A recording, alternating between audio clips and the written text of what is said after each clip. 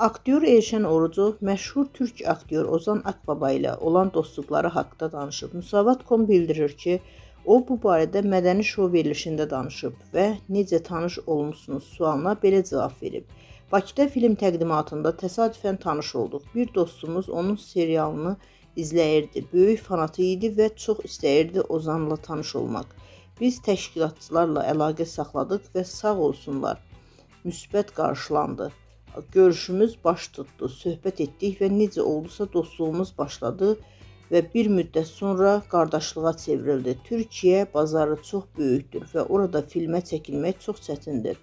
Müəyyən etaplar var ki, onları keçməlisən. O etap mənim üçün Ozan Akbaba oldu. Bir sözü ilə böyük filmlərə dəvət aldım. Yeni bir film üzərində işləyirik və yaxın zamanda çəkilişləri başlayacaq. Dostluğumuz davam edir. Mən İstanbula gedəndə görüşürük. Ozan da tez-tez bura gəlir. Qarabağa da aparmışam onu. Azərbaycanlıları çox sevir. O Qarslıdır, Qarapapaqlıdır və onların adət-ənənələri bizə çox bənzəyir. Ozanın da bizim adət-ənənələrə çox qəribə bağlılığı var. Yenə gəlmək istəyir, ancaq Uzaq Şəhər serialının çəkilişlərinə görə gələ bilmir.